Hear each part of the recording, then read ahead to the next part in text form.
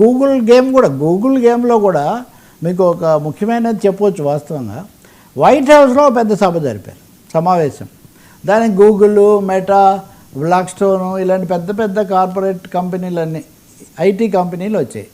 అక్కడ ట్రంప్ గారు ఆతిథ్యం ఇచ్చారు. వీళ్ళందరూ కలిసి మన ఆర్థిక వ్యవస్థ బాగాలేదు, మనం మేజర్గా ఏఐ అనే దాని మీద ఫోకస్ పెట్టాలి, ఏఐ మీద మీరు అందరు కూడా పెట్టుబడులు పెట్టండి. రీగన్ అధ్యక్షుడిగా ఉన్నప్పుడు అప్పుడు మిలిటరీ ఇండస్ట్రియల్ కాంప్లెక్స్, సైనిక పారిశ్రామిక వ్యవస్థ అనేది అమెరికా నడిపిస్తుండేది. ఇప్పుడు మనం ఏఐ అనే దీని మీద చేస్తే తప్ప ఏదో ఒక బబుల్ కావాలి వ్యవస్థ నిలబెట్టడానికి.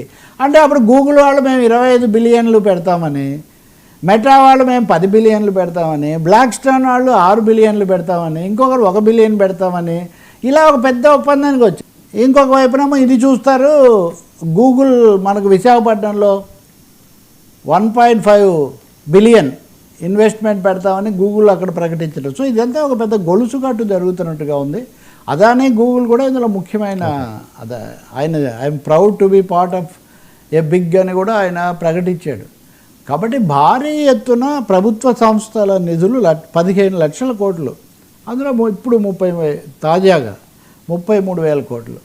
దీని మీద దర్యాప్తు జరపడము, దీనికి సంబంధించి ఒక నిబంధనలు, మార్గదర్శకాలు తయారు చేయడం చాలా అవసరం అనేది అర్థమవుతుంది మనకు. సామాన్యులు అప్పు చేయకపోతే ఏదైనా మీ అబ్బాయికి ఒక ఎడ్యుకేషన్ లోన్ రావాలంటే, లేదా ఇంకొక ఆయనకు రైతుకు పరపతి లేదా ఎంత కష్టపడుతున్నాం మనం. అది సరే.